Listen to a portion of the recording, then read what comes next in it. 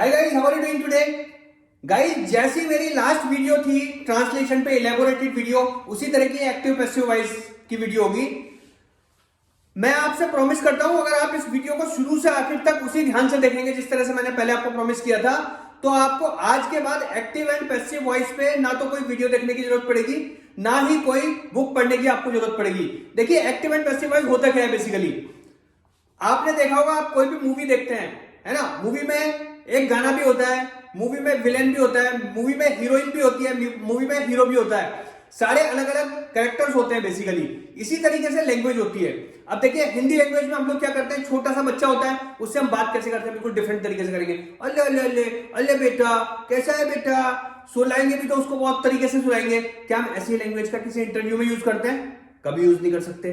क्या हम ऐसी लैंग्वेज का अपनी वाइफ के साथ या अपनी गर्लफ्रेंड के साथ यूज कर सकते हैं? बिल्कुल नहीं कर सकते।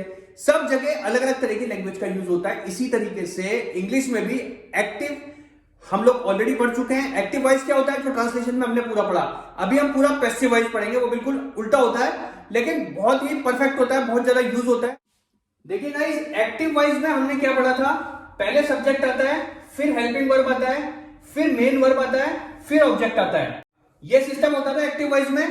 एक्टिव वॉइस में क्या होता था, सब्जेक्ट हीरो होता था, सब कुछ सब्जेक्ट के आसपास ही घूमता था, सब्जेक्ट के हिसाब से सब कुछ चलता था।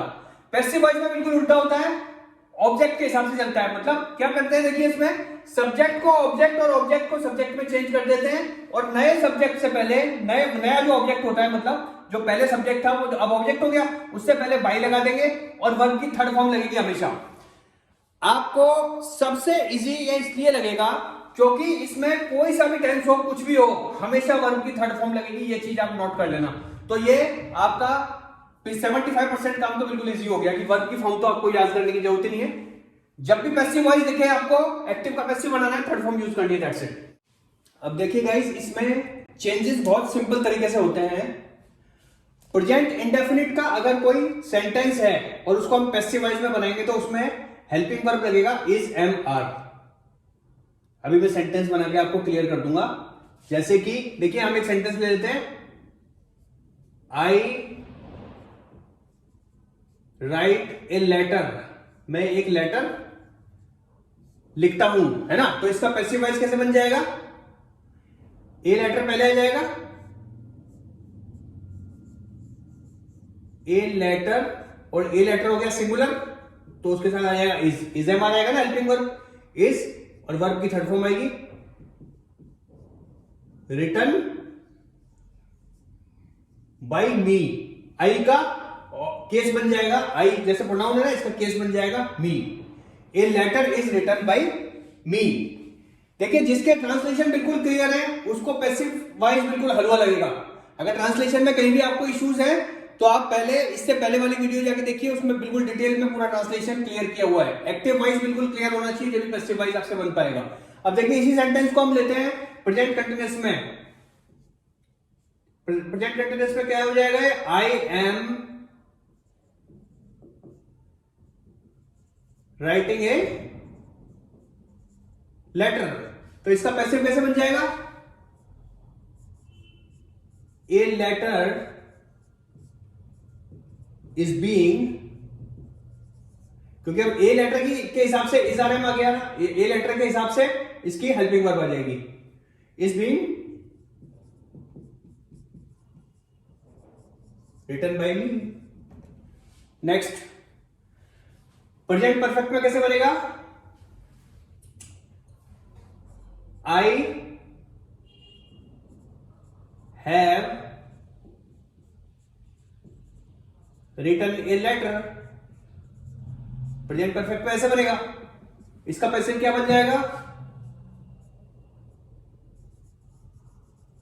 ए लेटर हैज बीन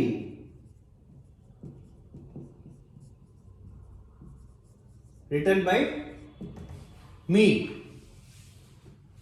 अब देखिए, आप ये पूछ सकते हैं कि इसमें आपने present perfect continuous, past perfect continuous लिखा ही नहीं है, इनके पैसिव वॉइस नहीं बनते हैं। पैसिव वॉइस सिर्फ उन्हीं के बनते हैं जिनके इसमें लिखे हुए हैं। पास्ट इंडेफिनिट में कैसे बनेगा ये, आई रोट ए लेटर, मैंने एक लेटर लिखा, है ना। तो इसका पैसिव कैसे बन जाएगा? A letter was written by me. Next, past continuous, I was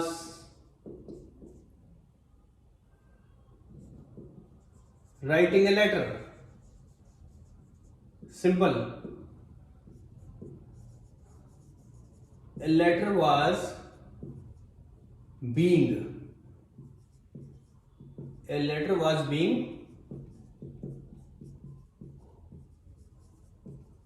written by me।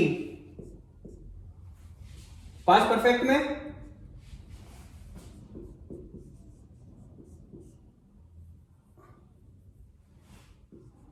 I had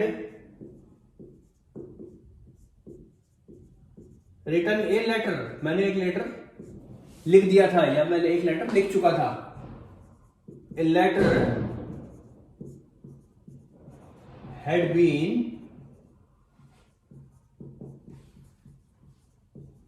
written by me।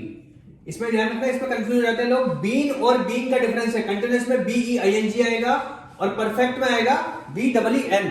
अब देखिए फ्यूचर इंडेफिनिट में I will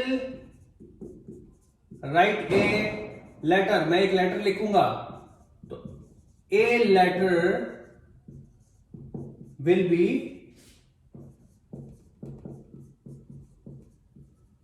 written by me. Simple. अब देखिए गाइस, इसमें ये मैंने सारे पॉजिटिव के एग्जांपल लिए, नेगेटिव और इंट्रोगेटिव भी उसी के अकॉर्डिंग चेंज हो जाएगा। जैसे अगर हम इसको लेते हैं, आई राइट ए लेटर, इसका नेगेटिव प्रेजेंट इंडेफिनिट में क्या बनेगा? I do not write a letter.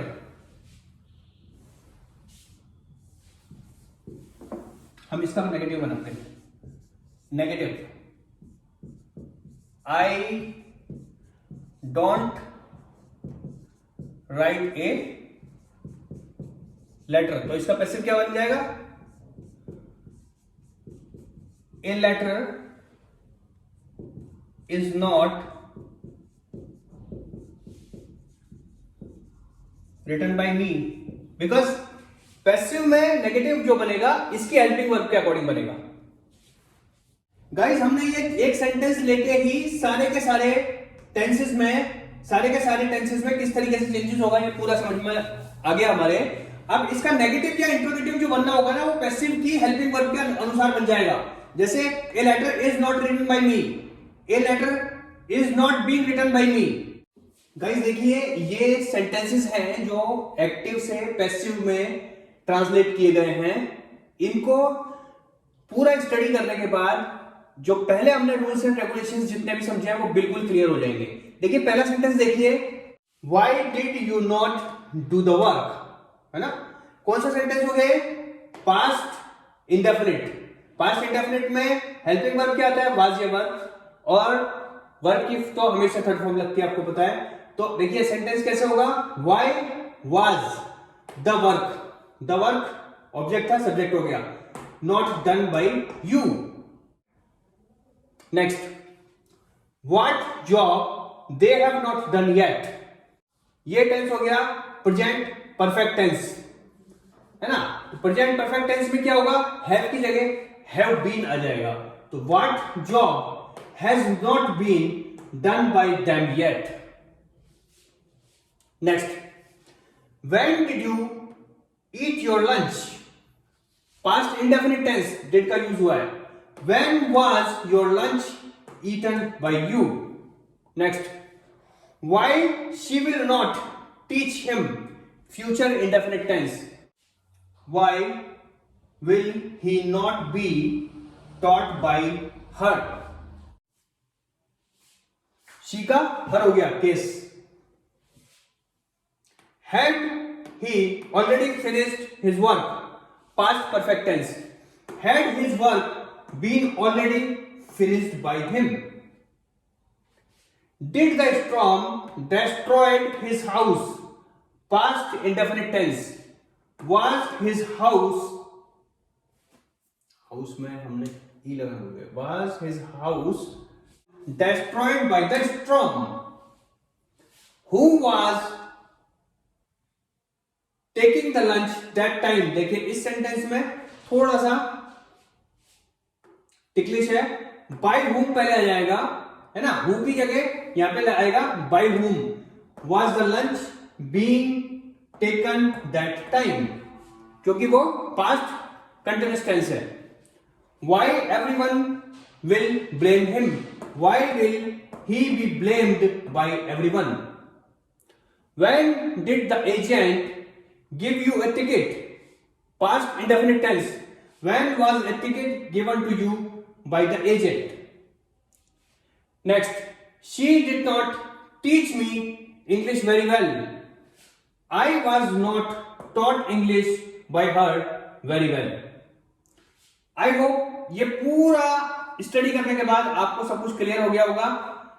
Guys ये पूरा एक्टिव एंड पैसिव वॉइस था। मैं आपको रिकमेंड करूंगा आप जितने भी सेंटेंसेस ट्रांसलेट कर सकते हैं अलग अलग टेंस के, उनको ट्रांसलेट कीजिए।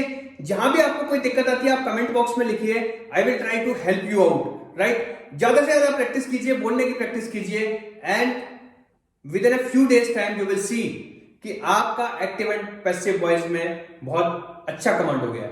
गाइस अगर वीडियो आपको अच्छी लगी है प्लीज लाइक कीजिए, शेयर कीजिए, सब्सक्राइब कीजिए। Thanks a lot.